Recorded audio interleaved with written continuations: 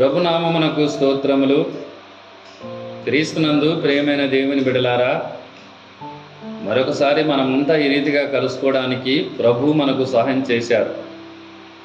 అందును బట్టి దేవాది దేవునికి స్తోత్రాలు చెబుతూ ఈ సమయంలో ఒక వాక్య భాగాన్ని మనం ధ్యానం చేద్దాం. సామెతల గ్రంథం 19వ అధ్యాయం 23వ వచనాన్ని చూద్దాం.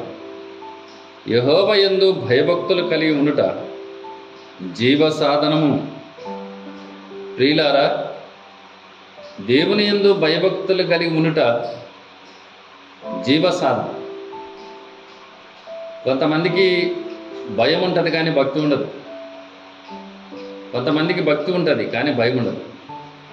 కానీ ఈ రెండు కలిగి ఉండాలని బైబిల్ చెబుతుంది. దేవుని యందు భయభక్తులు కలిగి ఉంటే జీవ సాధనం. ఒక వ్యక్తి దేవుని యందు భయభక్తులు కలిగి జీవించగలిగితే దేవునికి ఇష్టడుగా జీవిస్తాడు. దేవుడు అతని పైన దృష్టి పెడతాడు. బైబిల్ గ్రంథంలోన అబ్రహాముని గురించి రాయబడి ఉంది. ఇస్సాకును బలివ్వడానికి వెళ్ళినప్పుడు దేవుడు అబ్రహాముతో మాట్లాడతాడు. నీకు ఒకడైనా నీ కుమారుడు నాకేమని తెలియదు కనుక ఇందువలన నువ్వు దేవునికి భయపడువాడవని నేను తెలుసుకున్నాను అని. కనుక నేను చెబుతుంటాను ఎప్పుడు మా చర్చ సభ్యులకు, దేవునికి భయపడేవాడు దేవుని మాట వింటాడు.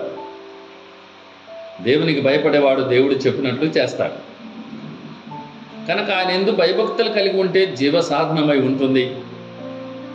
అలాంటి కృప దేవుడు మనకు సహాయం చేయునుగాక. ఆమేన్.